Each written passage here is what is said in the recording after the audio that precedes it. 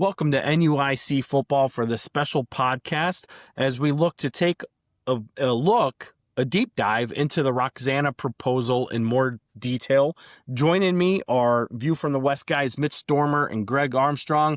You guys just recently had a podcast as well, going through the highlights of this with Steve Susie as well. When we take a look at this proposal and we hear people talking about it, there's obviously a lot of conversation that is popping up about people wanting to keep things the way they are. They're just watering down the playoffs.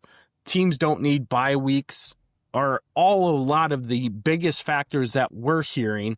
And, it's one of those things when I was talking with Mark Briggs down at Roxana about, especially in our area, is a lot of people don't want to see the change to the playoffs at all. And this proposal isn't just about playoff expansion. It definitely goes into a much deeper level than what people are looking at it as.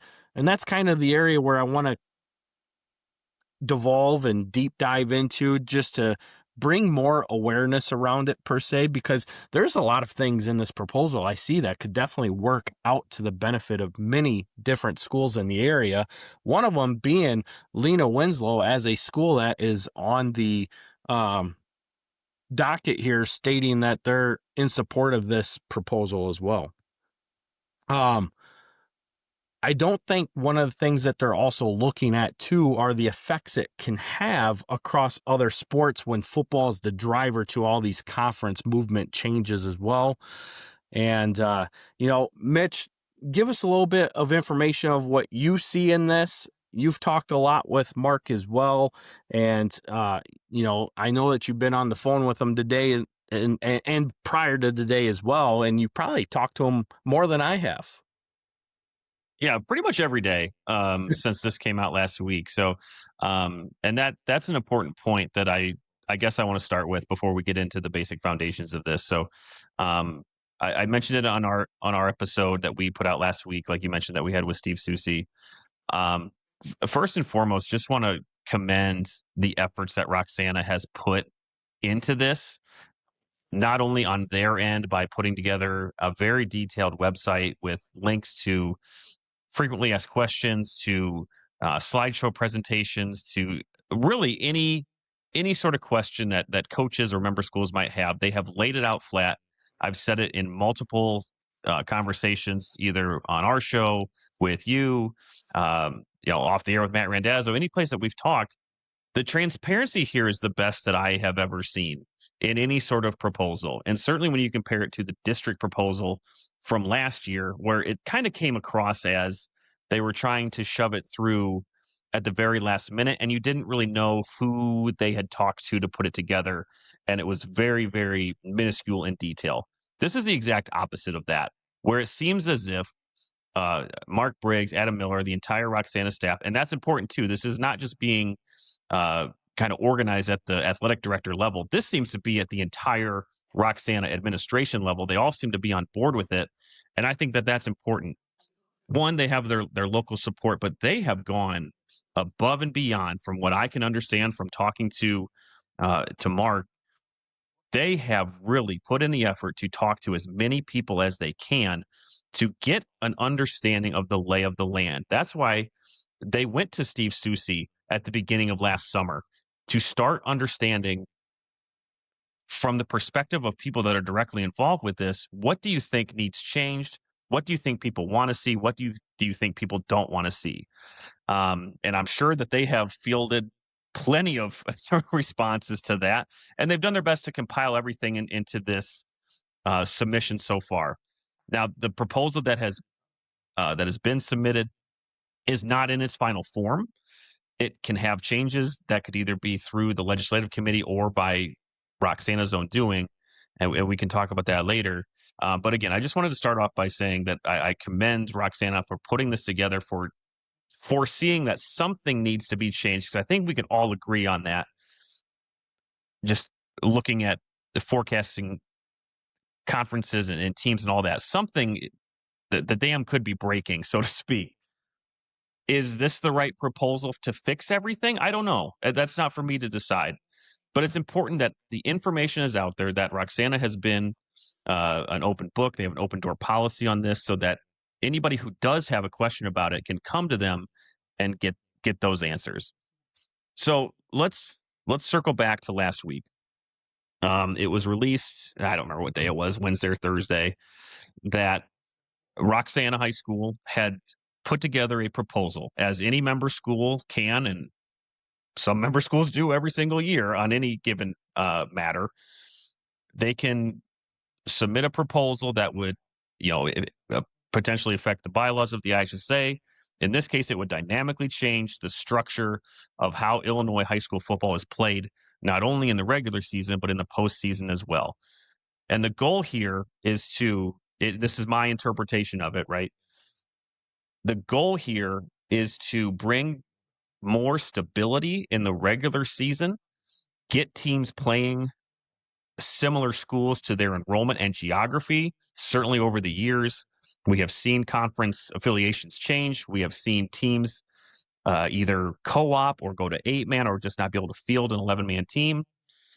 Things like that we won't always be able to fix. But changes are aplenty in IHSA football right now. Sometimes you could have a member school who is stuck in a conference that is not fit for them. And that sometimes is what drives these changes, but one change drives another. So one of the goals here, again, to me, is to bring more stability into that, get teams playing more similar sized teams than they maybe play right now. I think you would see some conferences look somewhat the same in these regions, but you would see some big changes, I think, too. The other part of that, and this is where things get hung up, right, is playoff expansion, where they are looking to expand this from what it is now, 32, to 48. What that would do is a host of changes that we can talk to here shortly. And what that would really do is allow teams to not be as concerned about a drive for 5 anymore. Because if you're in a conference, and Kyle, your conference is maybe the best example, where you could have a 4-5 team or a 3-6 team that's going to do really well against a 6-3 team in 1A, but they never have the chance to do that. I think there are examples of that across the state. And really, that is the driver of the playoff expansion, to get playoff quality teams into the playoffs. So that is where I see this in a nutshell, and I'm excited to be here with you guys to break this all down and talk through it, because I think it's important, and I think it's important for coaches to not just look at this and not give it the attention that it requires, because I think from people that we've talked to, even if they still think the answer is no, or their vote would be no on this, just being able to understand what is being presented, have an opinion, and have an education about what they're trying to do here, as opposed to just looking at it and be like, nope, expanded playoffs, nope, regions, no, we're not doing that. Yeah, it's one of the things I like about it, because that's been another topic of conversation from when the original things came out, and I had some coaches reach out well ahead of this proposal being released, so I was able to get a little bit of a view to it well before this whole thing blew up here this past week.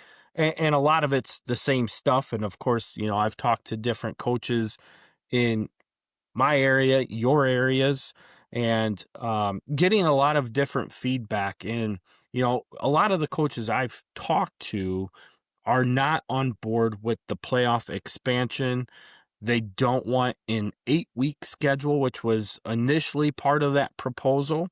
And in talking to Mark in further detail, they're looking at a 9-week regular season schedule. They would remove the week 0 scrimmage and make that week 1. Obviously, they're going to try and do what they can to put regionals into groups of 6. So you have 5 regional games, maybe 6, depending on if you have an extra team in your series or region, and then have 4 or 5 non-regional games that the school is going to be able to schedule at their leisure, so you can keep rivalries intact. You can schedule as hard or as light as you'd like, depending on what state your form is in. And with that too, every game is still going to count towards your playoffs, which, like you guys had stated on your interview with Susie the other day, the original proposal had like 2 games that weren't even going to factor into what the playoffs were. And that's one of the beautiful things about high school football is that every game matters. Now, one of the things I take away from it, being a baseball coach, is I like the flexibility that I can have where I can go out and schedule a 3A or a 4A team being a 1A school because I don't have to worry about the outcome of that game. At the same time, I can seek that game to allow my kids to see a different level of play that, they have to learn how to play up to in order to develop them to get to a better level. You can't do that in football per se because it hurts you as far as the playoffs go. Um, and even in baseball, there's still those games that matter. Like when we would go into sectional seeding type games, those games matter. Conference games matter. Like there's still games that matter, and it's not taken away from the value of the game by trying to schedule somebody harder. It's just trying to make yourself better overall, and that's how I view it. What I like about the expanded playoffs, and I'll be honest, I was not for this. Me and Logan had started to talk about this on one of our shows a few weeks ago, and I was not for it at all because I too, I don't want to see the playoffs get quote unquote watered down. But Mitch, you brought up a great point, which is a point that I've been looking at a lot further into myself. And with that playoff expansion, we talked to it a lot about, like this year alone, a Fulton, a Morrison. They're both sitting at like 2-6 right now. If they were to be a 2-7 or a 3-6 team, can they draw that play-in game first round and put themselves into an opportunity to play another game into the playoffs? And I think that they can. And that too goes to speak to the volume of how tough some of these teams are locked into their conferences and can't always get out of it. Granted, you get the naysayers that'll be like, well, you got to play up to the competition level, which makes sense. But that's part of the problem that we're seeing, and we don't see it in our area, and that's exactly what I told Mark. Like, our area is not as well affected, but we're also more landlocked because we're right here in the northwest corner of the state. There's nowhere to escape to. We have Iowa and Wisconsin, and you can't do that. So with that, you know, what do you do in other areas of the state? Well, it's easy. They jump ship. They go to another conference. And we've seen several conferences over the years deplore and just blow up themselves because, well, we don't want to play this team because they're always going to state, or we don't want to play this team because we haven't beat them in 35 years. And you see that. I mean, a great example is take a look at how the Sangamo Conference was created. Some of those teams were in the old Okaw Valley. That Okaw Valley was split between teams that are now in the heart of Central Illinois Conference, the Lincoln Prairie Conference, the Illini Prairie Conference, and the Sangamo. You had teams that were running away from a Maroa Forsyth, a Tolono Unity, a St. Joseph Ogden, a Decatur St. Teresa. And like I said, I mean, we're just looking at it at a smaller scale, but this stuff is affecting other places. We talk about it in your guys' area, the Western Big Six. Look at Quincy. They don't have a whole lot of options. You go down to that East St. Louis metro area, and they put a lock on what East St. Louis can do themselves. Like East St. Louis used to want to play up into Class 7A, and the conference said, no, you can't do that. You need to stay in 5A or 6A. I think going to this model provides more than just options for playoff expansion, but it's going to bring about a better overall effect on costs that schools have to take on in travel expenses. Um, you know, what a lot of people aren't looking at too is that also has an effect when you're playing basketball or baseball, for example. A lot of games start at 4:30 in the afternoon.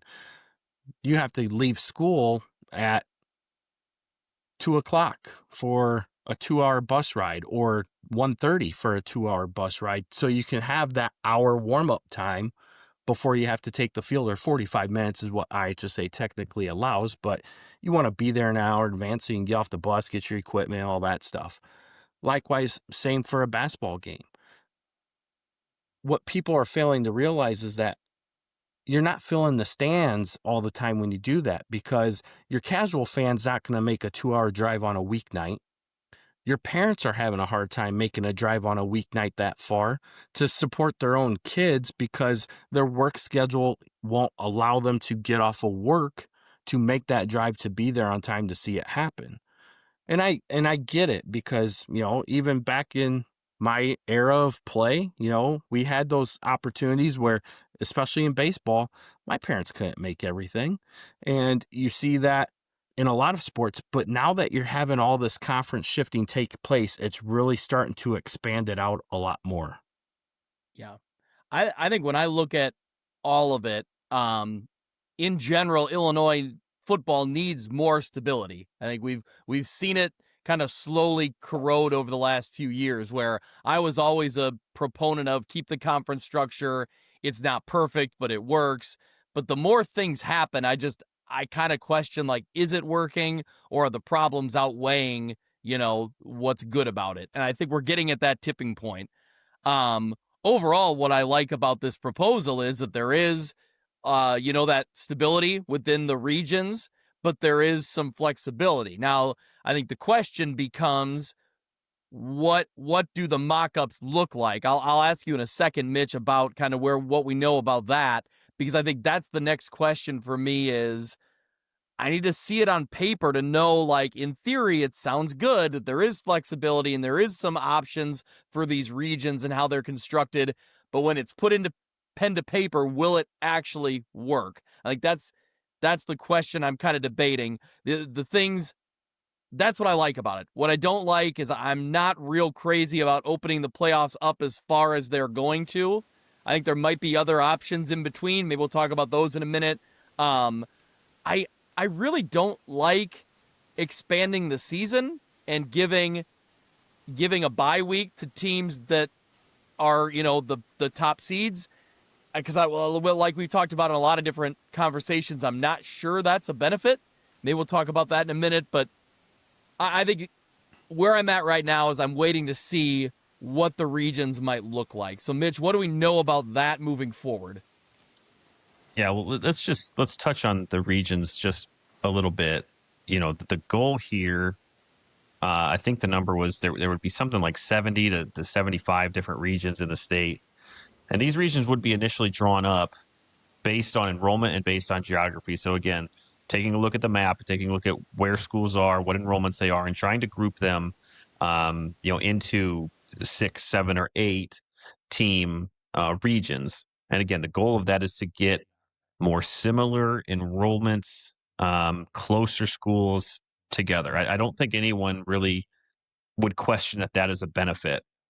And I think we've heard that. I think that the majority of the responses that we've gotten from this is like, well, I do like this, but I don't necessarily like that.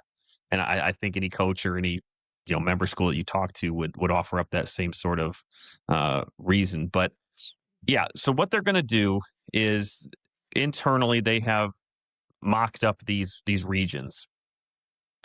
And that is another point that I wanted to bring up in terms of the transparency and the differences in the district proposal from last year. The district proposal from last year, again, offered nothing. It offered no districts. It offered no examples. It offered no mock-ups.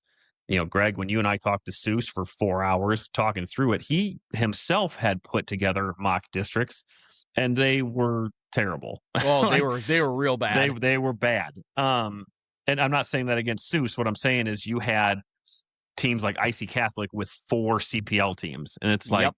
Okay, this will not look like that. And we can talk about CPL too, because they're not so much involved in this region part of it. But the plan right now is that this week, this episode is dropping on Monday. So tomorrow night, the Roxana committee is meeting to finalize what they want to put out. Talking to Mark on Sunday, they were still, I think they have a lot figured out, but maybe there's a couple that are like, well, what if we did this? What if we did that? So they're still figuring that out. They'll have that meeting Monday night. And then the expectation will be that they will start to slowly roll out these mock regions. They want to do that intentionally as opposed to just throwing out eight classes worth of regions. They want to do it a couple classes at a time. So right now, according to what we know, the Class 1A and Class 2A regions will be released at some point this week on Wednesday or Thursday. So we will get in about 48 hours or so our first look at this. And I agree with you, Greg. I think that it's one thing to look at all of this information and say, well, this is good or this is bad. But then once you actually see an example of who you might be playing, that could change your perspective one way or another. Especially in NUIC, if someone like a Forreston looks at their region and they're like, well, we get a lot of our conference teams, we're still playing them, but we don't have to play Dupec anymore. That could work in their favor. A team like, let's say, I hate to go to the Western Big Six, but I think that's really one where you're going to see a lot of movement, at least in the teams that we cover on our show, where in the Quad Cities region, there's not a lot of bigger schools other than the ones that already play each other. So you group them together, and then what do you do? So I think once these mock regions come out and coaches and everyone and fans and media can see what these look like, I think that might be kind of what might be holding back some folks giving their immediate reactions to this, because they just don't know what or who they would be playing just yet. Yeah, I agree with you there. I mean, we hear it a lot right now within the NUIC. Stockton is one of those schools that the school itself might not complain, but the people complain about the fact that they have to play a Dupec. And while it hurts them to a degree, I don't think it necessarily hurts them as bad as what they think. But going into this proposal, it's what it allows. It allows you to have like level schools. What I do like about it too is like a school like EPC is the only 2A school that we have in this immediate area in our location. In the old district proposal, they were the offset where they were traveling all over the place. That made that district proposal look absolutely ridiculous, where Dupec just had to fall into basically the Big Northern where they're going next year anyway. So there wasn't a whole lot of change there, but for EPC, there was a lot. And what the flexibility allows is they could still flex into that 1A scheduling system. I mean, their enrollment's only 333, so they're not that far off the cut line to 1A anyhow, which more than makes up for the 25 school subjective number that they kind of have in place right now that would allow teams to flex into one class down, or 25 schools that are closer to, like, let's say 2A into 3A. So those 25 schools that are closer to that 3A could flex into 3A depending on their regional boundaries and what schools they have in their area. So it allows that flexibility. But then, you talk about other schools, like you said, in the Quad Cities there, where you have a couple 7A schools, a lot of 5A schools, and it doesn't really allow you to jump into two regions. So Mitch, like we were talking off air before we came on here, you would have like UT and Moline traveling to Rockford potentially, and not saying that's going to happen. So don't take that for what it is. But if you play by the rules of what the regional is looking at, that could be a potential opportunity where they could look at changes in that when they actually go through and bring this proposal forward.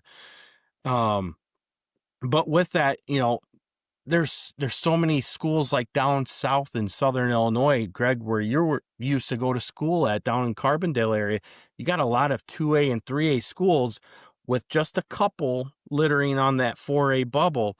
They too would have to, in the old district system, have a lot of travel, a lot more than what they have currently, where they would be able to then flex into that more regional set and be able to stay with where they're at, which definitely drives down that cost and expense of that travel as well.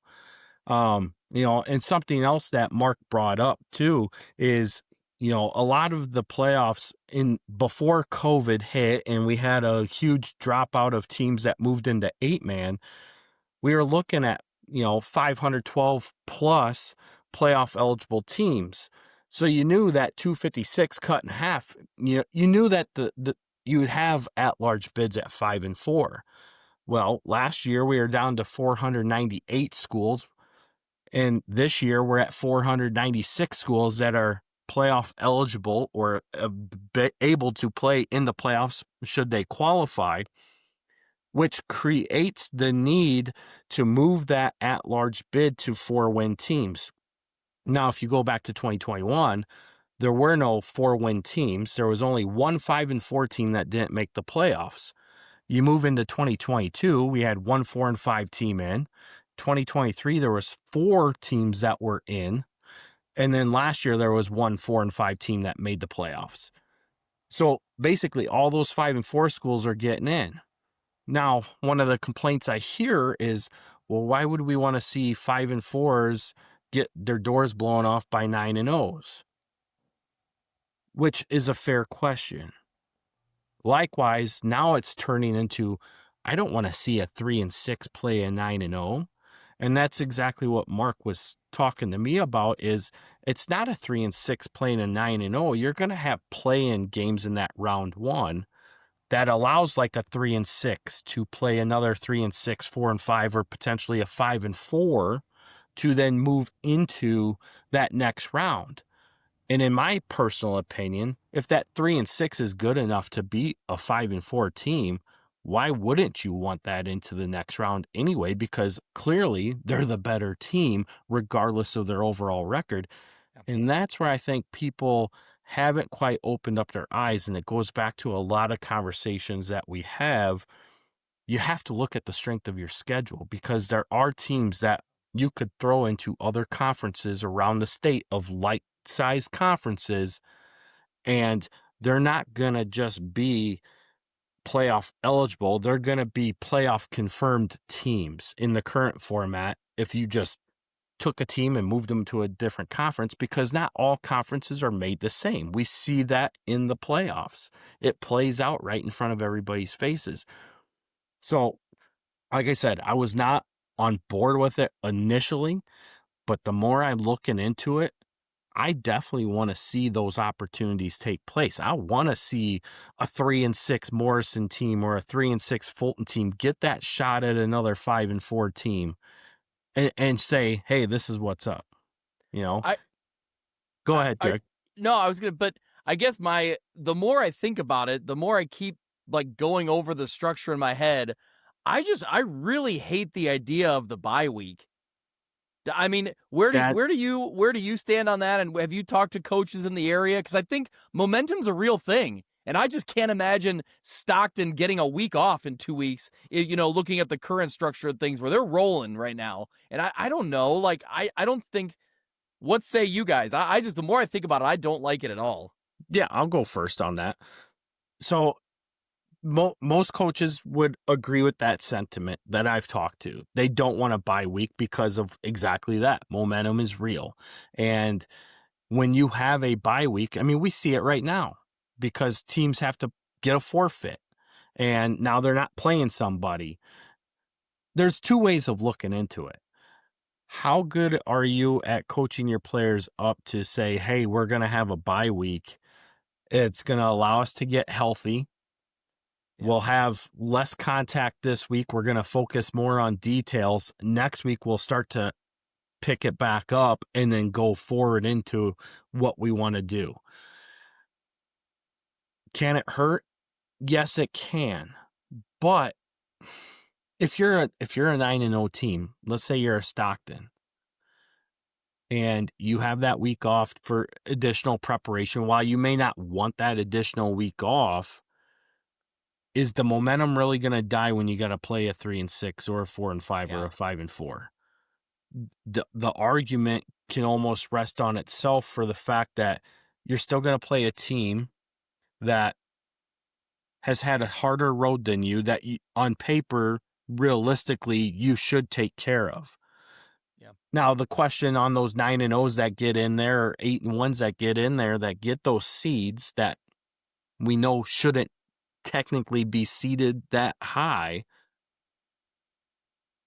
does it really help them any more than it does currently? No, because more than likely they're still going to get beat by that same 5-4 that was going to beat them in the first round of the playoffs anyway. That's just my initial take. Yeah. I agree that having that bye week is a hard thing, but I can see many factors where you can play around it as well. Yeah, it could be a chance to get healthy too for some of our smaller schools that don't have the depth, I guess. But I don't know, Mitch. We've talked about it a little bit, but the bye week situation here.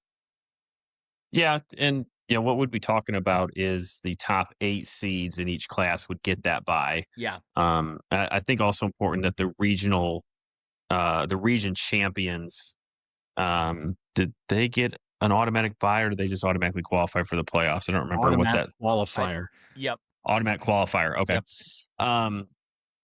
And just before I talk to the bye week, the one thing too on this, in this mindset of opening up a little bit, it almost eliminates meaningless games, right?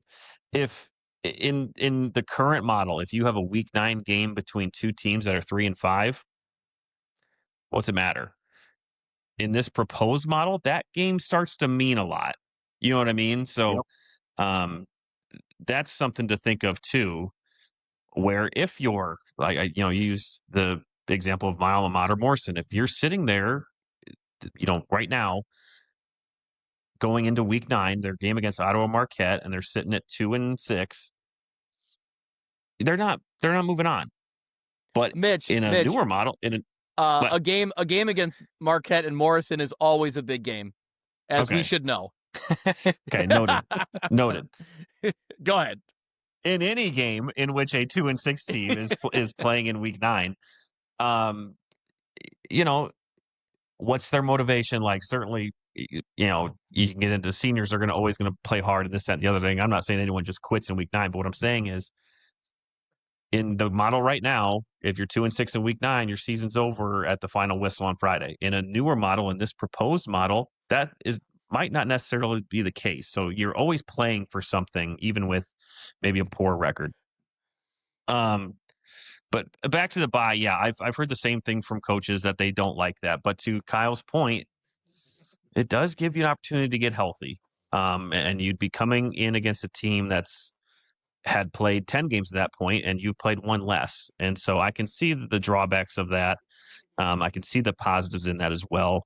And to Kyle's point too, those top seeds will be playing regardless. They'd be playing a team with a 5-4 or a worse record. So whether you push it a week or whether you play it that same week, you're going to be going up against a pretty similar, successful team that you are playing right now. So yeah, I don't know where I want to go next with that, but well, I'm with you. I'm with the understanding that the bye week is a pain point. Yeah, let's go into that. What a 48 team model would look like, Mitch. Okay. So as we talked about at the beginning, this would push up the start of the season into the summer one more week, and that would eliminate the week 0. Which we have also heard from coaches that they liked that week 0. They liked having that scrimmage against any team that they could find, and they got a lot out of that. So that would go away. In this, a proposed 48-team playoff, you'd be looking at an increase in the qualifiers from what it is right now, 256 to 384, which again is 48 per class. That bracket expands by the 16. Again, it's 32 now. It goes to 48. And how that would work, kind of like what we were just talking about. You in classes 1 through 6, and we can stick to 1 through 6 because I don't know the name one that's covering 7A and 8A are listening to this podcast, but still split into the North and South brackets. The seeds 1 through 24, not in that order, but 24 seeded teams. And the top 8, as we talked about, you would have that bye.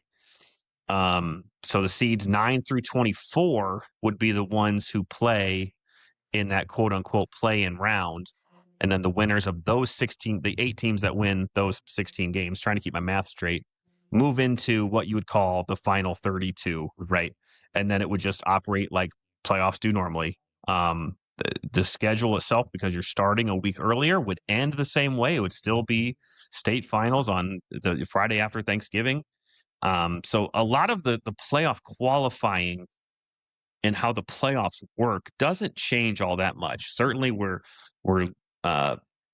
easing up on the number of wins you need to get in, and expanding the teams. But really, how the playoff will operate, with the exception of that bye week, and certainly once you get to that round of 32, will operate the same way it does now.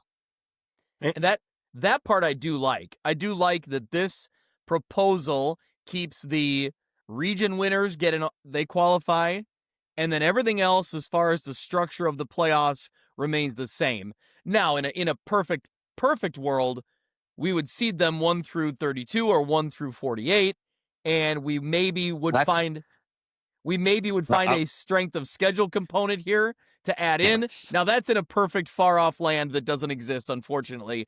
But I like that this proposal keeps the playoff structure, how you qualify, the same, even if it's only at 2 wins or 3 wins. Anyway. Yeah, and I was just going to say that is still how they do it in 7 and 8A. So even if they were to expand to 48 teams, 7A and 8A does it the right way and does 1 through 32, it would just be 1 through 48 now. So just a quick note on that. Yep. The other thing, too, by this expansion, so right now, currently, we have 51% of teams that are playoff eligible make the playoff field. In this proposal of having 48 teams, that lifts that number up to 77%. One of the arguments that comes around it from other sports is everybody in every sport makes the playoffs.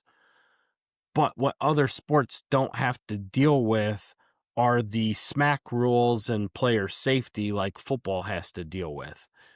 You guys brought up a great thing in your podcast too. By moving into week 0, you have another week of high temperatures and the wet bulb that you got to deal with as well, which I know that coaches are not for, because if they have to do that for a week 0 scrimmage, they might just move that scrimmage to Saturday morning when it's cooler out, or they'll go Friday night when it's cooler out. Either way, they have flexibility there to do that. Whereas if it's now a game, it becomes a lot harder because now you're trying to get refs to move around with it. And we already know what the ref situation is like in the state of Illinois as well. So that does add another proponent to it. Going back to Greg, your statement of the bye week, another thing I was just thinking about too is some of these players, obviously not all, because about 7% of these guys are going to go on to play at the collegiate level. It also helps prepare them for that, because at the collegiate level, no matter the level, you're going to have a bye week, whether it's a 10-week schedule, 12-week schedule. So you're going to have to learn how to deal with that anyway. Again, like I said, only about 6 or 7% of these kids are going to go on to play at the next level, but it's just food for thought and a different way of looking at it and thinking about it. What I do like about getting rid of week 0 too is, now you're going to have to move. You would be able to start playing games on that Thursday. So your acclimation point is going to shorten up a little bit as well. Correct, Mitch? Yes, it will. So I think what Mark was telling me is that they were hoping to get at least a 9-day acclimation, where currently it's 12 days, but it would still exist within the SMAC rules, especially when you take a look at all of our bordering states that have to go under those same guidelines. Our state has the longest acclimation period compared to all of our bordering states, which is another great thing that the Roxana administration went out and sought that information so that they know that they can adhere to what our current SMAC rules are and have that flexibility to at least cut down another 3 days and still meet the guidelines that are associated with it. Mitch, another thing that we got brought up today too, when we take a look at the bracket proposals, was another option that they're looking at, potentially 40 teams that could make the playoffs. And what this would do is it would still really protect a lot of the long-standing playoff traditions that we have currently. You know, you're still going to have the playoff parties, the t-shirt celebrations. Your opening round teams are still in the postseason, so there's still going to be a bye week, but you'll have less teams in. It would be a format that would see 330 teams make the playoffs. So you're still increasing the field up to 65% of the eligible teams making that playoff field. But you're also keeping everything truly tied to earning that spot in round one. It does create more first round buys going with a 40 team option because you have more teams that would move into the next round or the official round one. But it can also ensure that no team gains an unfair advantage through the rest, scout, and preparation series either. So I'll be honest, I hadn't seen this proposal yet until we started the show and I opened up this document. And when you started reading through it, I was excited for a minute because I thought, like, okay, like 65% of the eligible teams making it instead of 70+% making it. So I like that part. And then you said more buys, and then now I don't like it again. So I was close. But what it alludes to is that you're going to have, instead of having 8 games in one part of the bracket being played in that round one, there's only 4 games being played. Okay. Yeah.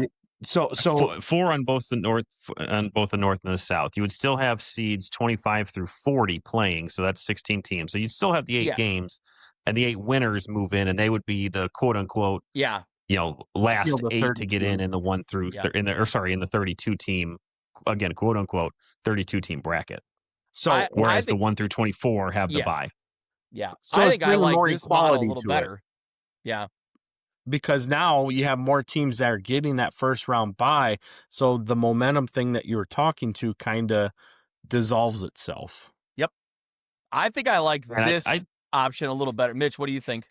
I was just going to say, by eliminating 8 teams, in this model, and okay, and let's back up just a second. This 40 team option has not been presented yet. This is something that, again, to Roxana's credit, they have already taken initial feedback and they've kind of come up with another option that they could present because, as we talked about at the top of the show, or maybe we talked about it off air, I don't remember. But even though they have proposed this, the version that is currently with the IHSA is not set in stone by any means. It has to go through their process. The legislative committee has to look at it. That committee can offer suggestions. And so really they can revise this proposal still. And so I think Roxana, what their plan to do is to do sort of a second round of surveys and say, okay, we asked you about 48. Well, how about 40? How about if we dropped it down just a little bit? Everything else stays the same. It's still the flex regions. It's still expanded playoffs, but now we're only talking about going from 256 to 320. And like you said, Greg, Whereas in the 48 option, 77% of teams make the playoffs. This drops that back down to really, I mean, right now it's about 51. This bumps up to 65. So what I would foresee happening in this option with 40 teams is you can probably get rid of the 2-7 teams and maybe some 3-6 teams. And this would really be, those playing games would be between 4-5 and 3-6 teams. I don't think you would get a ton of 2-7 teams in that 40 team option. Agreed. So you're going to get the more truer teams that, one, deserve the opportunity to be there, quote unquote, deserving by, being that they had to win to be there.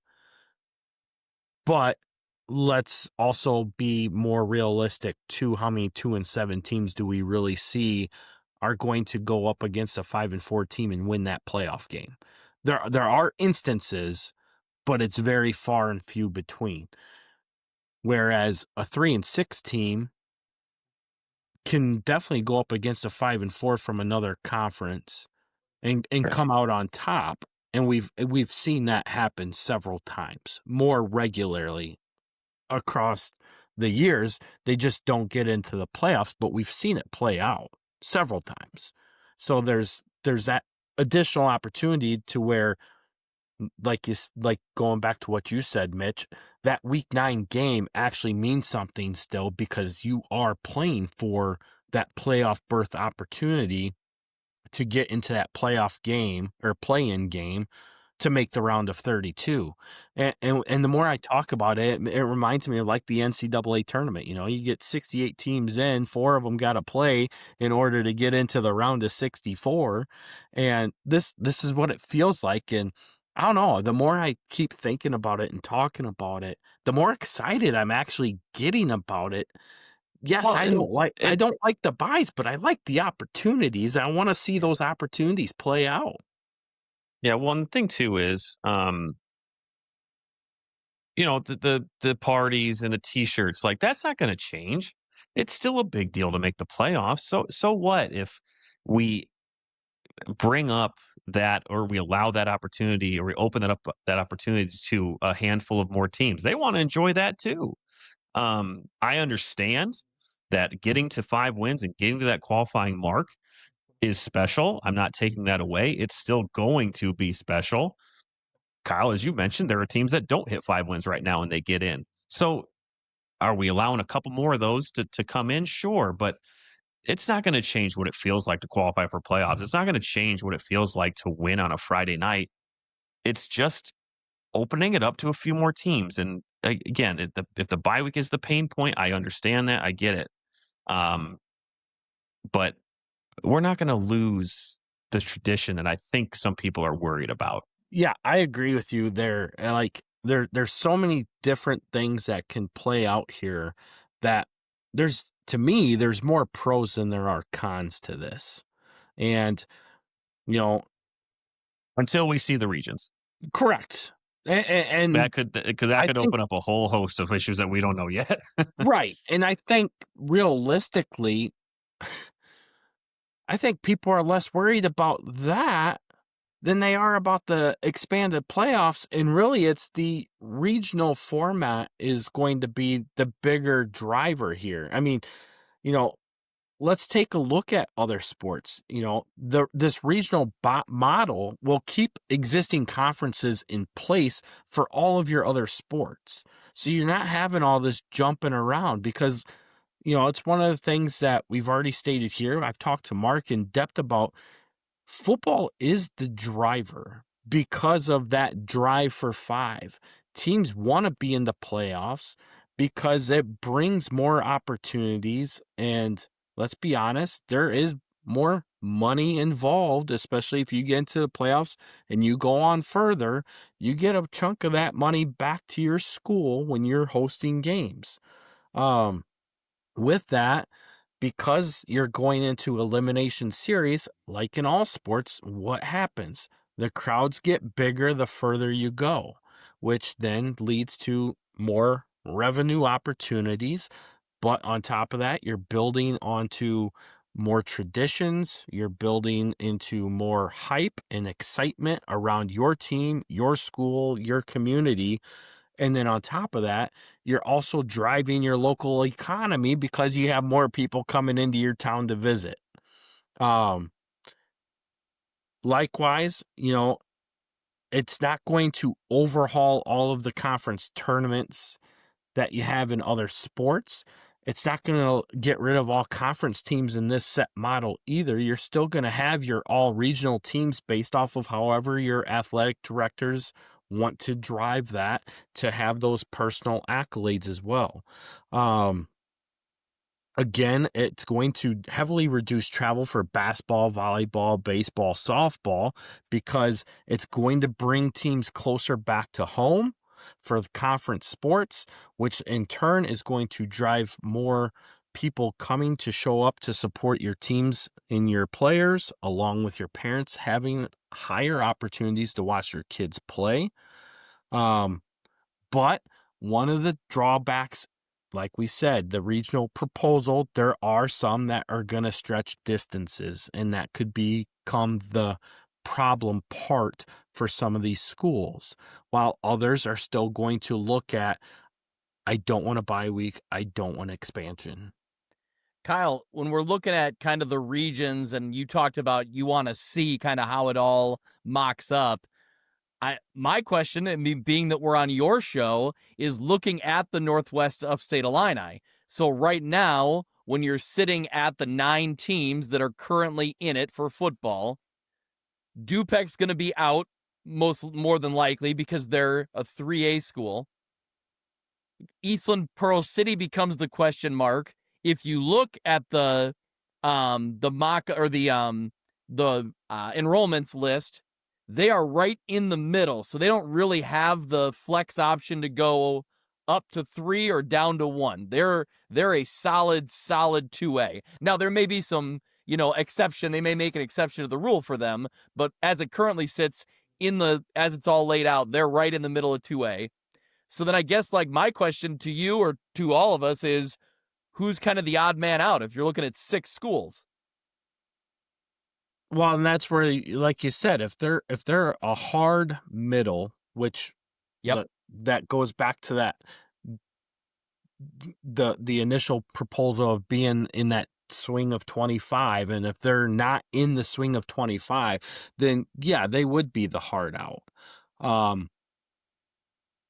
And I didn't look into that at that level of depth. I was kind of playing it out in my head based off of current playoff qualification cutoff numbers, because when you look at it that way, they're not that far out. But when you look at the whole scope of 1A schools, then yeah, you're probably going to see that change, because I mean, right now, as of today, we're looking at the cutoff number for Class 1A potentially being at 291.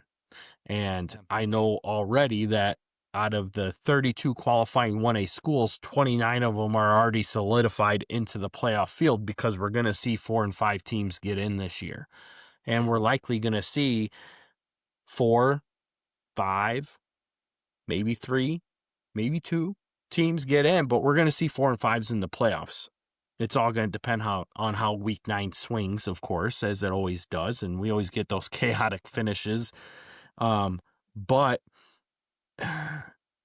in my opinion, if you really want this to work, then you would want to let EPC flex in, because it is a co-op and they are 1A schools. And granted, while this doesn't affect the other conference parts, I think that they would want to continue playing against the teams that they want to play against. And I know that that is within the NUIC conglomerate that is there right now.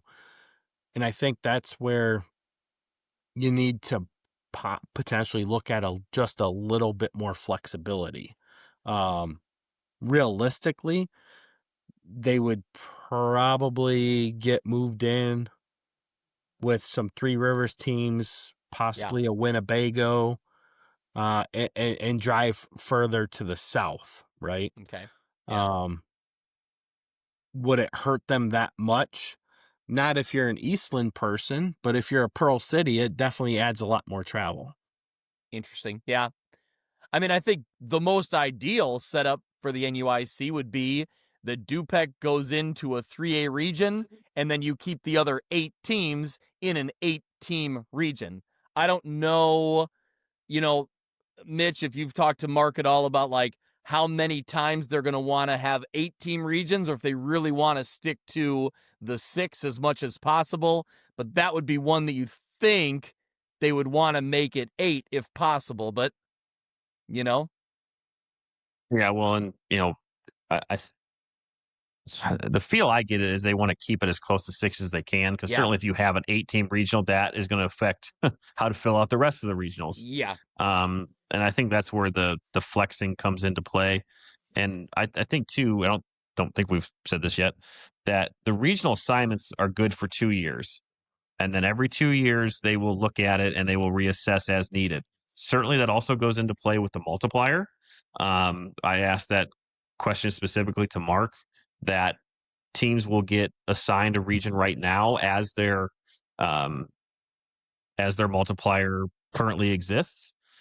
And if they have postseason success, or if that multiplier needs to get bumped up, that only affects them for potentially for the playoffs, where they would still be in the 2-year cycle for their region. And then once that cycle is up, then they would move out. Yeah. And I don't even know if we made that clear yet, that even if if you're a 2A team playing in a 3A region, your enrollment still determines what playoff bracket you go into. So even if you play up in a region, you would still play in this example, if a 2A team plays in a 3A region, they are still a 2A playoff team. I don't know if we made that clear. Yeah. And I think that, my best example of that was when you pointed out, like, you look at the Three Rivers Mississippi Conference, and they have schools that are 4A, 3A, 2A. They all play in the same conference as it currently sits, and then they sort themselves out if they make the playoffs the same way they would moving forward. So I think that, that really doesn't change as well, which I also like, because that's, again, a little bit different than what the original district proposal had, where it was very much more rigid, and they had already earmarked 1A schools are 1A, and here they go, and then 2A, 3A, and down the list. And I think that was, as we saw, it didn't really materialize in the mock-ups. Well, and then let's throw in this factor, because we haven't talked about this either, but JV games, a lot of schools, our conference is one of them, has moved JV games to Mondays. Mm-hmm. So now you have that effect of travel taking place on Monday. Whereas if you move to this situation, to the regional list, you have much shorter drives for those JV games too, because you're going to be playing those same teams that following Monday in the JV level. And I think that's another factor that people miss on, because they don't understand that, yeah, we're looking at Friday nights because that's varsity, but JV doesn't play on Friday nights in a lot of areas anymore. Yeah. And a lot of that goes back to the contact rules that were put in place going into 2019, where you had to start to reduce the amount of contact that you have in a week, and you can't have back-to-back days of concussive type play for player safety and obvious reasons. So that's just another factor that plays into this, that I don't think a lot of people are really putting a lot of effort into looking into that either. Um, we talked about the fans and the parents and all that stuff. Mitch, is there anything else that we need to talk about that we may have missed or overlooked? No, I think we covered a lot of it. I certainly hope so, between our show and this show. And I go back to what we talked about in the beginning, in that this is meant to bring stability in a time in IHSA where we seem to get less and less of that. And Greg, I think you said it best on one of the coaches that you talked to, that they said, look, we are one team away from our conference just imploding. And I think that is true of a lot of conferences. And again, whether that's a team wanting to move to a better fit conference, whether they are struggling to form an 11-man team, whether they are co-oping, whether they are dropping down to 8-man, or whatever it may be. We are seeing more and more of that, and that is only going to continue to get worse. That trend, in that sense, is bad, and I don't see it getting any better, especially if you have dwindling football numbers and things like that. So that is what this that is what this proposal is meant to do, to bring more competitive balance, to bring a better sense of travel, a reduced need of travel. And then you expand the playoffs to open that up and eliminate that drive for 5 that has hindered some teams that are stuck at the moment in a tough conference. Now, I think that would be alleviated by nature, by being in a region that has, again, more similarly enrolled or enrollment schools and size schools as you.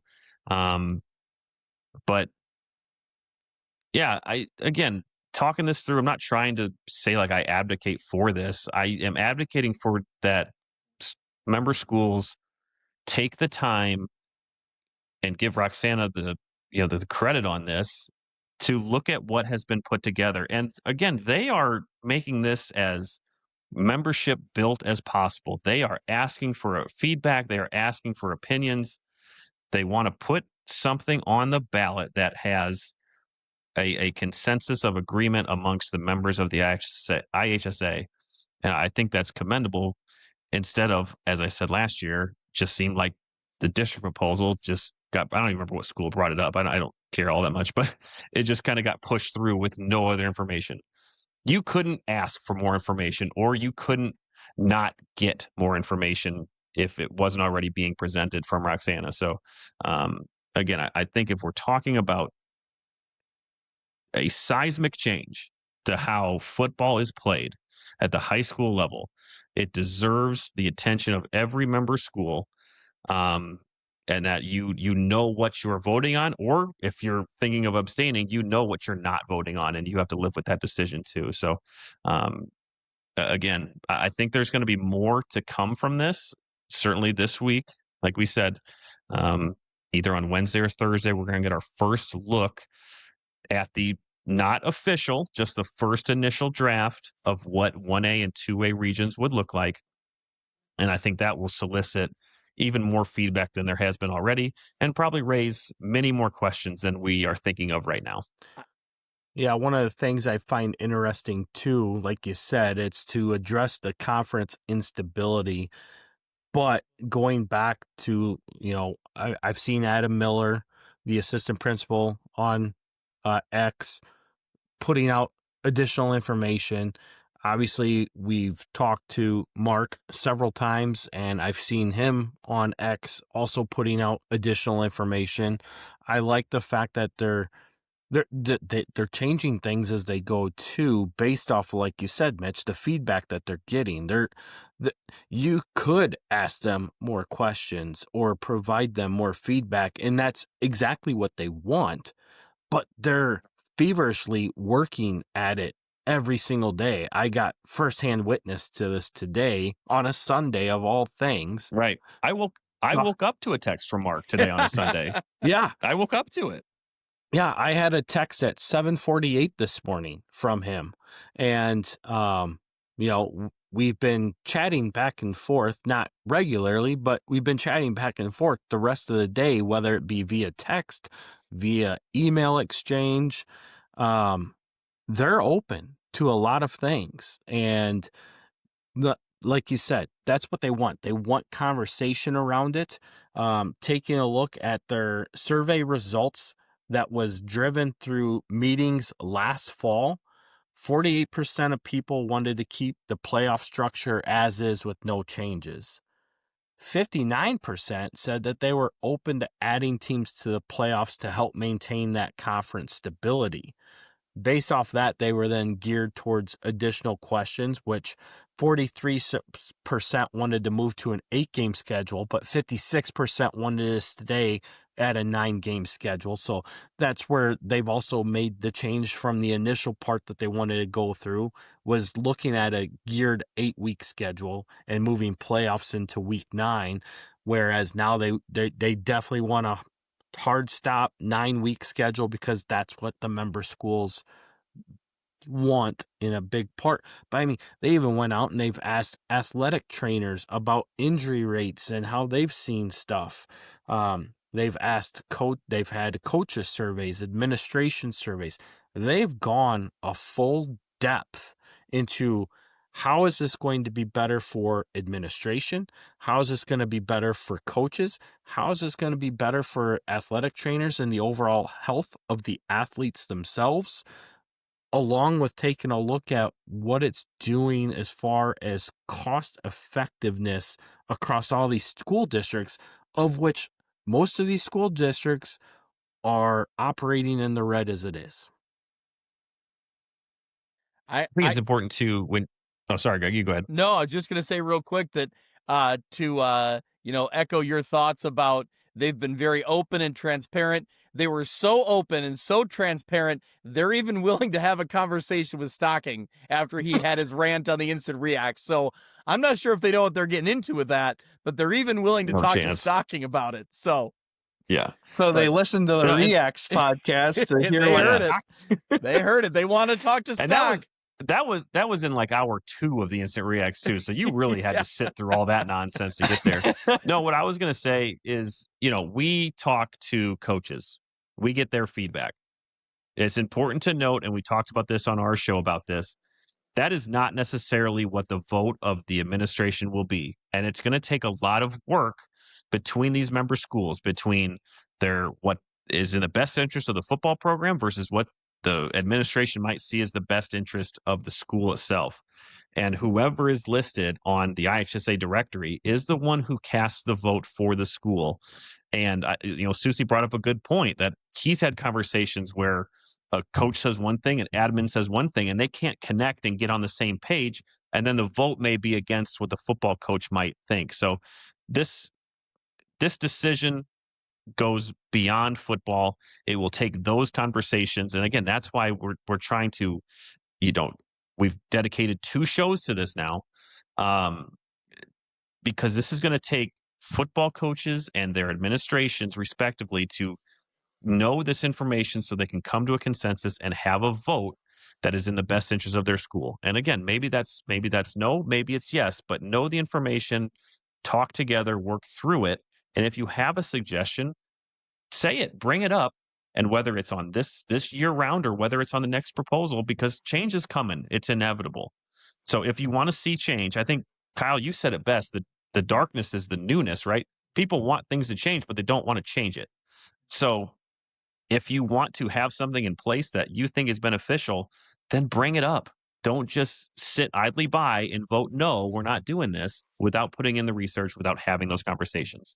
Well, and that's just it. I mean, we all got to witness the situation at state last year, and we all came out of there, just our group alone came out of there just absolutely depressed at what had happened because of a lot of different things with the multipliers, the waivers, and all that jazz. And we saw immediate change happen there.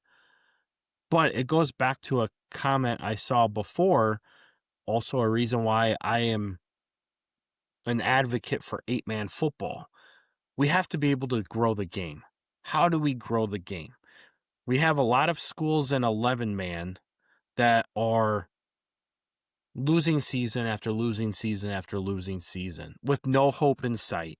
And with that, they lose the ability to, let's face it, let's be real. They lose the ability to have players go out because they don't want to go out for, well, why do I want to go through an 0-9 season? Yeah, and how many communities out there that sit through 2-7 and 3-6 or 4-5 years right now that haven't been able to experience what it's like to have a playoff game, whether you're hosting it or whether you're there. And you've got kids who are in the junior football league at these communities who know nothing but losing seasons and no playoffs. if you look at it holistically, and this could offer a chance to expand that a little bit, and like you said, grow the game. Why wouldn't you want that?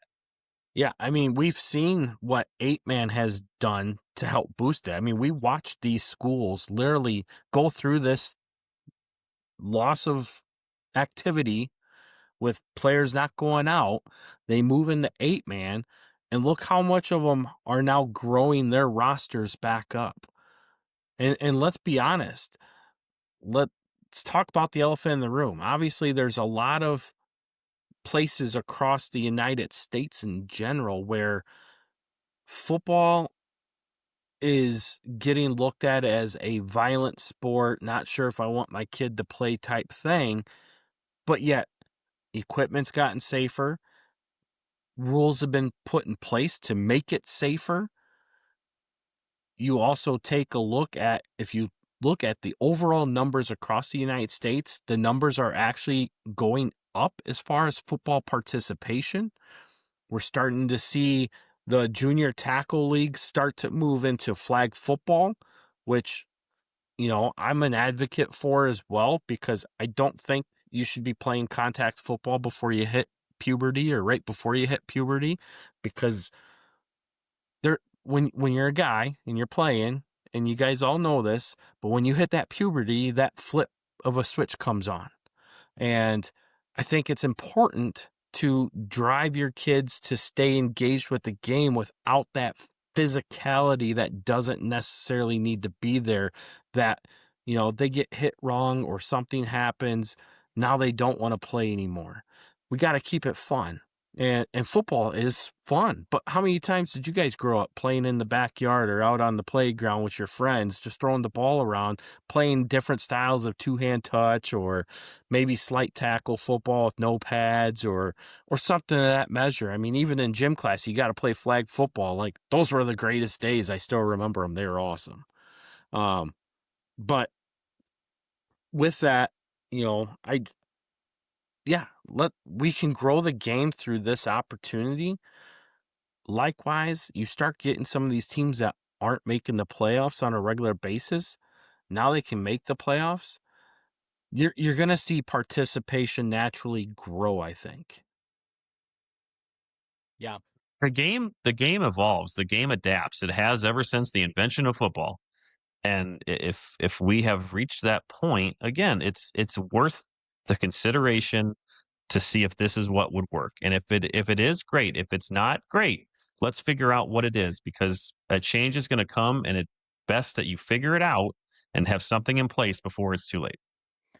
I will say, in general, the fact that Mitch, and Kyle, you to a certain extent too, but I know Mitch and I have talked about it much more. The fact that, Mitch, you are at least interested or open to this, I think says a lot about the proposal itself. Because going back to district talk when we had a proposal, going back to when we didn't really, well, I guess when this was voted on once before and passed and then was taken out, I think that you've always been a hard no on all of it. And so I think that if this proposal's gotten you to say, well, maybe, then I think that's a big Yeah. sign in itself. Yeah, I would still advocate for 1 through 32 more than anything, because I think that is what you would, if I don't know that this proposal specifically addresses, let's get the best teams in the final four. Yeah. The way to do that is 1 through 32. Or And 1 through 40. if you Yeah. or 1 through 40 or 1 Sure. through 48, whatever it is. So I'm still not a fan that this doesn't include that. I understand Yes. why it isn't, because you're trying to reduce travel, but you'll never get me on board. I'm fine with reducing travel in the regular season. You will never, ever, ever, ever get me on board with the notion that communities will not travel for a playoff game. I will never agree to that. Never. Yep. So I would still love for that to be a part of the future of IHSA, and maybe one day we'll get there, whether it's included in this proposal or not. But that is one thing that is not in this proposal that, to me, and I'm not a voter, and again, I'm going to say it again as a disclaimer, I'm not advocating for this. I'm not shutting this down. That would be something that I would be like, okay, if we get 132, put whatever region you want out there, because Yeah. we're getting the format of playoffs that will determine who the best teams are. Yeah, real quick, then Kyle, you can jump in, but I would agree with everything you just said. I think that we've talked a lot about it. I like some of it. I don't like some of it. It doesn't really matter because I'm not a voter. I'm not a head coach. I'm not an AD. I'm not voting on it. But I think for me, I'd be much more interested in all of this. Again, the 1 through 32 would really push me to say, okay, or sorry, the 1 through 40, 1 through whatever it ends up being, you'd get me. If I was a voter, I would look much more heavily at, okay, I'm willing to expand the playoffs if we get that too, right? Because then we get the conference structure, we get kind of that extra added enticement with the 1 through 40, 1 through 32 straight seeding. Then I'd be interested more, maybe a little more than I am currently. It's good. I just think it could be great, could be perfect if you add that element in there. Yeah, I speak to it a lot because I was a fortunate one that got to play during the 1 through 32 era. And I think some of these, I understand the travel constraints, but Mitch, I'm in 100% agreement with you. There's no way that you can tell me nobody will travel. And the reason why I say that is because I went down to Pawnee last year, which is a 3.5-hour trip from my house, to cover a game in the IFA quarterfinals between Pawnee and St. Anne. St. Anne to Pawnee is probably, there's no easy way to get there, so I would say it's roughly a good 3-hour drive as well. And with that, there was fans all over the place for that game. Likewise, a couple weeks later, Amboy had to travel down to Pawnee for the semifinal game, and they too went down for that game. This year alone already, there was a huge game between South Fork and Pawnee in Kincaid, and several people, because it was a Saturday night game, from this area drove down to watch that game live. And that place was packed. So, people will go. Will you draw necessarily the casual fan every time? Maybe not. But the parents will go. And, I've had conversations with coaches in other sports as well. And it's a conversation that myself and my co-host Jay Doyle on NUIC All Access have been talking about in multiple levels over the past year with the whole sectional seeding process of expanding that out further. Because when you take a look at how things break out, even in other sports, you're not getting the best teams to the state level. And I think that if you truly want to have state championship type games, you have to set it up to where those teams have the ability to get there before meeting another team ahead of that. And if they get knocked off on the way, then they get knocked off on the way. So be it. Is it going to avoid those necessary competitions from happening prior to that? No. But all you have to do is go back to the era of 1 through 32 and take a look at those state championship scores. Yes, there were some that were blowouts. The majority of those games were close. They were down to the wire. They were competitive state championship games. There's no reason why you can't have an open bracket playoff format in classes 1A through 6A. They're the only classes that don't do it. 8-man seeds at 1 through 16, 7A and 8A go 1 through 32 in the current format. And you can't tell me that gas isn't there. Parents will help raise funding if needed. We watched Forreston fund a charter bus this past weekend to go down to Leroy in a regular season game. You'll get the support needed where it's needed. because it's all about the experience. And here's another thing, too, that I always enjoyed about 1 through 32.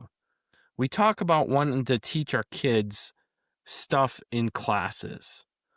Well, when you go out into the playoffs and you have to travel, you're getting some state history lessons along those trips. But more importantly, you're building longer bonds and relationships and experiences that are going to last with you a lot longer than anything you're ever going to do inside of a classroom. And I think sometimes we lose sight of what that can do rather than just looking at, oh my gosh, we got to take a 6-hour drive down to Anna Jonesboro to go play them. Whoop-de-doo. Because guess what? One, if you win that game after that long drive, more than likely you're going to be back at home the next week.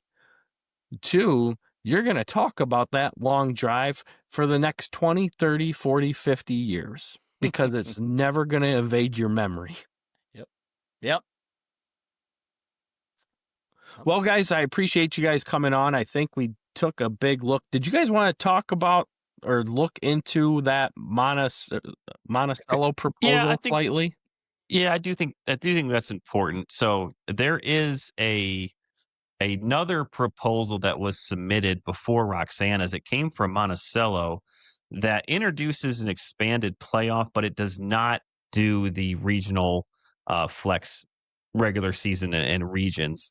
So this would be a 48 team model. So again, you're expanding from 256 to 384.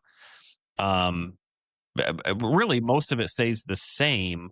I think the start of the season, there was a difference there. And again, I don't have all the details on this. And truthfully, because I don't think this proposal is going to make it very far. But it was essentially expanding the playoffs to 48 teams, but keeping the regular season the same. And I think the reason that this could be not making it very far, and of course things can change, was that there were concerns that SMAC regulations were not addressed, so to speak, in this particular proposal from Monticello. Again, could be changed, but we were only talking, or the Monticello proposal was only talking about increasing the playoff teams, and that is again to try and give opportunities to teams who are stuck in a conference and they're finishing 3-6 or 4-5 and not making it into the playoffs right now, and getting rid of that drive for 5 mentality. Yeah, I agree. I think with the feedback that we're already getting on the Roxana proposal and some of the negative feedback as far as the playoff expansion, if the Monticello proposal is only looking at playoff expansion in itself without the other guidelines in place, I agree it's not going to grow very far. But to what you said earlier, Mitch, you made the comment that in the current state and format of things, something has to change.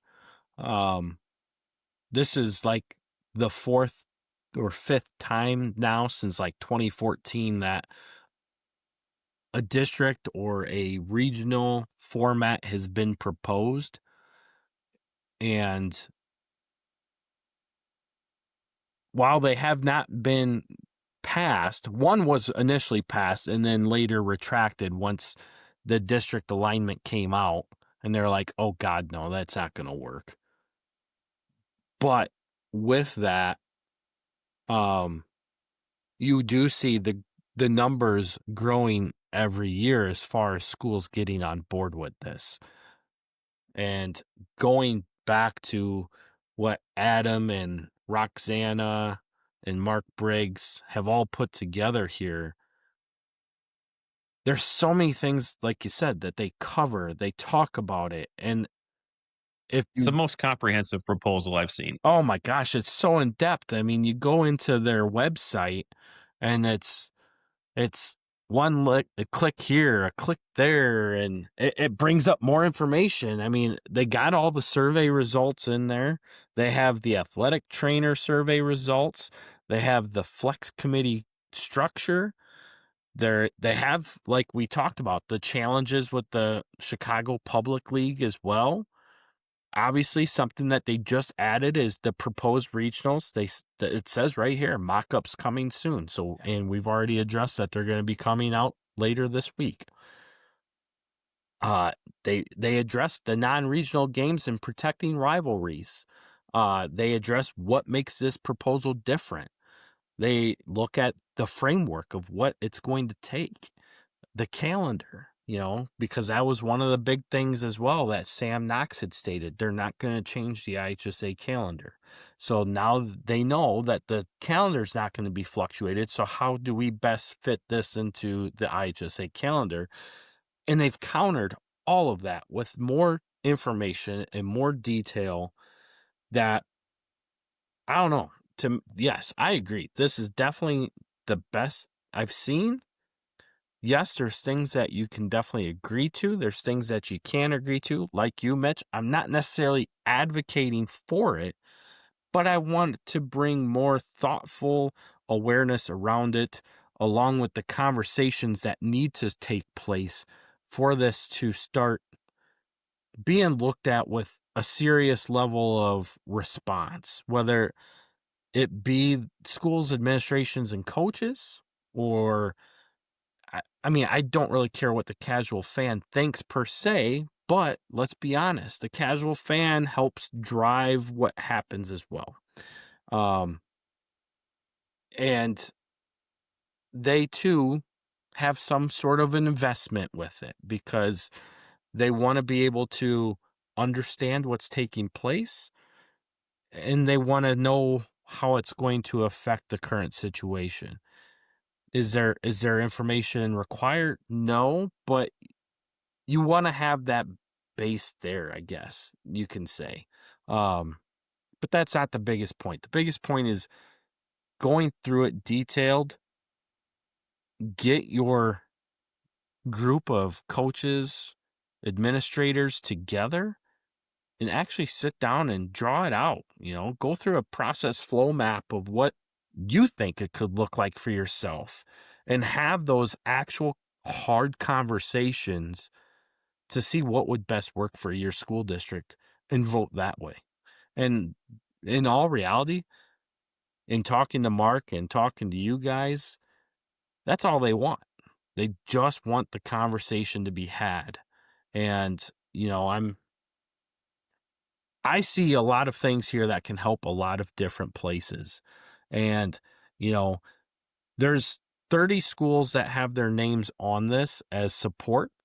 There's like 39 other schools right now that anonymously support it. And one of the schools that stands out to me is from our own area in Lena Winslow, because they're a school that, let's be honest, how is this really going to affect them? There's not a lot of that is going to change what they see and do. But if they're willing to be open to the conversation without it really affecting them at a high level, then I think other schools can also take a look at it in the same bit of information. Again, you don't have to like it. You don't have to vote for it, but at least give yourself the opportunity to go through it, look at it in depth, and think outside of the box as to how this is overly going to affect the bigger scheme and the bigger picture across the state of Illinois. So you talked about everything that the site they put out there, includes all the details of this proposal. I just discovered they've laid out their own maps with pins for every classification. You can go through and sort it by enrollment. You can sort it by their flex bands that they've put together. So 1A, 2A, 3A on down the list. Like, man, you could get lost on this trying to, do your own kind of mapping and see what teams you think will group together. I'm not going to sleep tonight. I'm going to be looking at this. I did grab into that earlier today, and it's crazy. Yeah. And you could see your metro areas where it was heavily populated, and it gave you a good reason why you see 7 and 8A and 1 through 32. Yeah. Likewise, you see the breakdown of the specifically classes 1A through 4A are a lot more drawn out and cover more parts of the state than 5A through 8A. Yeah, it's really interesting. I didn't realize they had these maps out there, because it really does help you visualize kind of what could be. And I guess we'll know soon enough, within a day or two. But it's a lot of information you can really kind of dig into. Yeah. So we definitely I appreciate you guys coming on to talk this out. Hopefully it also brought more awareness. I know I had a bunch of listeners, even though I posted your guys' podcast on my pages as well, but I had other listeners that had personally reached out to me, and they wanted it to be thrown out in a more articulate manner that they could understand. So hopefully we did cover that, but I would be more than happy to, answer any questions that people may have based off of what I have. I definitely appreciate Mark coming out so well and talking about it. I know I've already had other coaches that have reached out to me, not in support of it, but I think they were more concerned with how we got to the vote of the status quo versus the changes. And, and of course, a lot of those guys voted status quo. So it's interesting, but at the same time, like you said, it addresses what the member schools want. So I would challenge you to reach out to the Roxana administration to get more information. I will try to put up the website that they have here so people can look into it. It's not a hidden website at all. It's available to anybody that wants to review it. But it's got great information. Like you said, Greg, with the Flex regional map that they have in here laid out already with all the pins. It has all the links to everything that you could want and more. It's awesome. It's awesome as far as the depth that they went into. Like I said, there's things that I don't always agree with here, but man, if it's going to help grow the game, I'm willing to listen. I'm willing to take a look, and some of the things that they're trying to project or potentially offer, I definitely would be very intrigued to see how that plays out, because it would answer some questions that we have, like we discussed earlier. Can this team beat this team? Well, now this is a way to get that opportunity to see it play out. And, it still gives you that ability to say, hey, our region's the stronger one over this region or whatnot, Yep. I don't know. I think there's a lot of good that can come out of it. Yeah. I'm ready for the next step. I'm ready to see these mock-ups, ready to see these region suggestions, Well, and I think that will definitely help people get a better understanding of what it will look like, because, okay, the playoff expansion, not a big thing, but the mock-ups, maybe that could be the driving force that makes it all work. Yep. All right, gentlemen. Well, thank you for taking time out of your night to come on here and go even further in depth. I know it's a follow-up based off of what you had, but whatever we can do to help guide more conversation around this, I think is always a good thing. Whether you agree with it or not, that's really all we need to do, is get more in depth and see how it will play out and have an overall effect. Yep, for sure. Keep the conversation going and make sure people have a informed vote, right? Like, I want to make sure that these coaches and ADs kind of know what they're voting on, and hopefully just by having conversation and people are talking about it, that helps. Mitch, any final Exactly. words? And I was going to say, if you look at this and you still vote no, but you still think something needs to change, then voice your opinion on what you think needs to be changed. Don't just vote no and say, nope, this isn't the right one. Well, then why isn't it the right one? Bring up your concerns, bring up your suggestions. And then if it's a version of this one on this year's cycle, or if it's a future one, because like you said, Kyle, it's been coming down the pike for years now. There will be another one in the future if it's not this one. Have it structured the way that you want it. If you don't like how this one is presented. Yep. And I think they're looking at getting this into place by early 2026, structurally to take effect in the fall of 2026. Yeah, it would go into effect right away. Yep. So, all right, gents. Well, thank you for your time. And as always, I appreciate you coming on, especially last minute for something like this. But I think it was great talking points. Thanks, Kyle. Yep. If you'd like to review the Roxana proposal, scan the QR code to take you to the website. Otherwise, the website's listed below. Thank you.